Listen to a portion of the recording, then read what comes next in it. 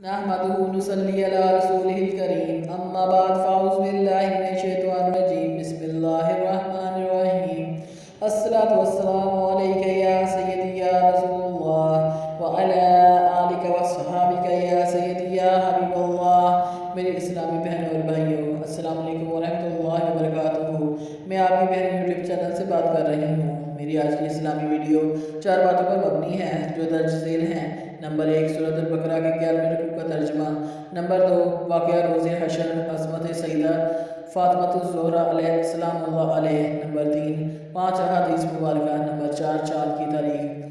Number 1 سورۃ البقرہ کے 11ویں رکوع کا ترجمہ۔ اور ہم نے موسیٰ کو کتاب عنایت کی اور ان کے پیچھے ایک بعد دیگرے پیغمبر بھیجتے رہے اور عیسیٰ ابن مریم کو کھلے نشانات بخشے اور روح القدس یعنی جبرائیل سے ان کو مدد دی۔ تو کیا ایسا ہے کہ جب کوئی پیغمبر تمہارے پاس ایسی باتیں لے کر آئے جن کو تمہارا جی نہیں چاہتا تھا تو تم سرکش ہو جاتے رہے اور ایک گروہ انبیاء کو تو جھٹلاتے رہے اور ایک گروہ کو قتل کرتے رہے اور کہتے ہیں ہمارے دلوں پر پردے ہیں؟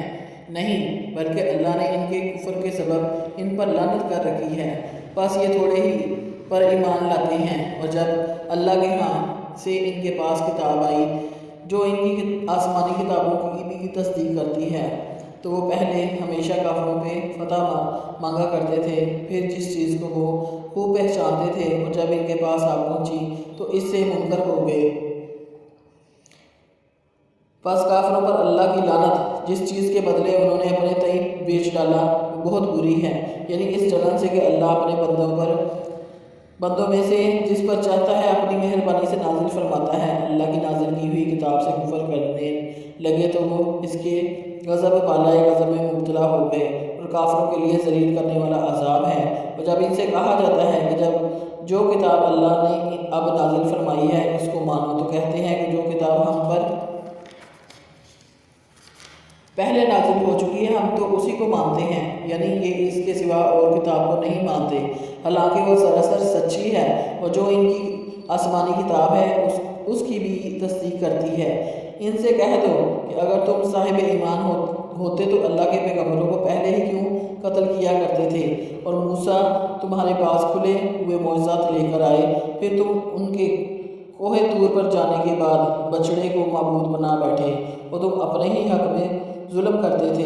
اور جب ہم نے تم لوگوں سے پختہ عہد لیا اور کوہ طور کو تم پر اٹھا کھڑا کیا اور حکم دیا کہ جو کتاب ہم نے تم کو دی ہے اس کو زور سے پکڑو اور جو تمہیں حکم ہوتا ہے اس کو سنو، تو وہ جو تمہارے بڑے تھے کہنے لگے کہ ہم نے سن لیا لیکن مانتے نہیں، اور ان کے کفر کے سبب بچڑا گویا ان کے دلوں میں رچ گیا تھا۔ اے پیغمبر ان سے کہہ دو کہ اگر تم مومن ہو تو تمہارا ایمان تم کو بری بات بتاتا ہے۔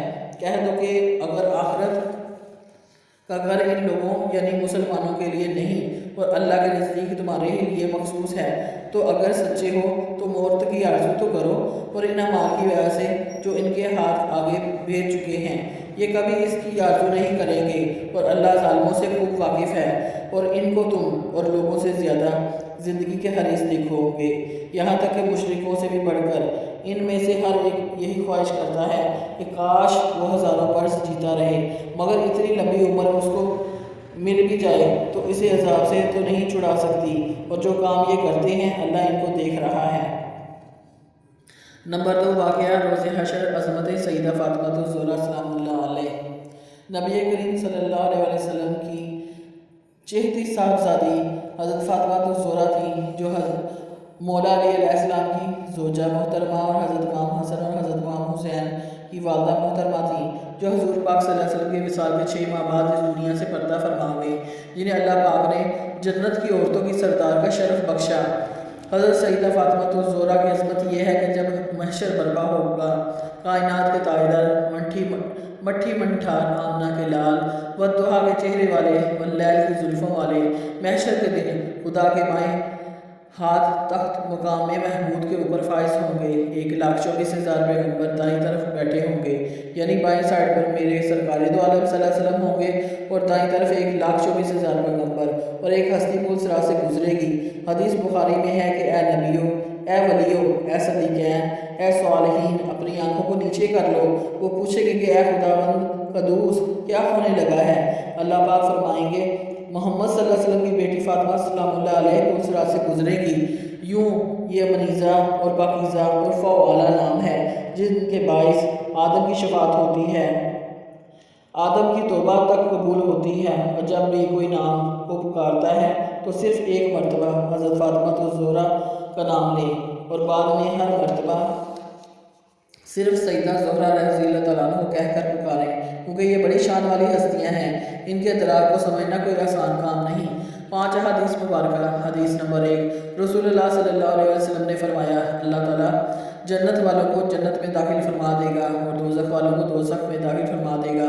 پھر ان کے سامنے پکارنے والا کھڑا ہوگا اور کہے گا، اے جنت والوں، اب موت نہیں ہے، اور اے دوزخ والوں، اب موت نہیں ہے۔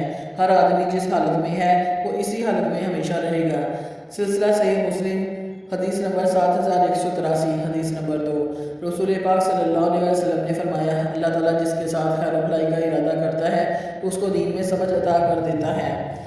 سلسلہ مسند احمد، حدیث نمبر 240۔ حدیث نمبر 3، رسول اللہ صلی اللہ علیہ وسلم نے فرمایا، تم میں سے کوئی مومن نہیں ہو سکتا جب تک کہ میں اس کے اپنے بال بچوں، اس کے والدین اور تمام مسلمانوں سے زیادہ محبوب نہ بن جاؤں۔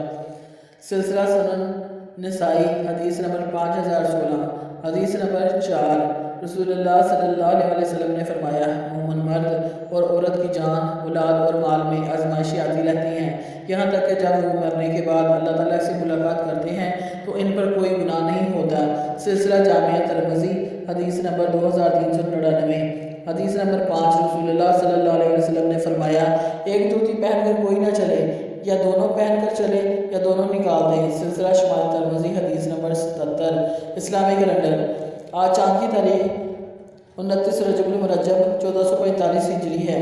انگریزی تاریخ 10 فروری 2024 ہے۔ دیسی تاریخ 29 ماہ اور ہفتہ کا دن ہے۔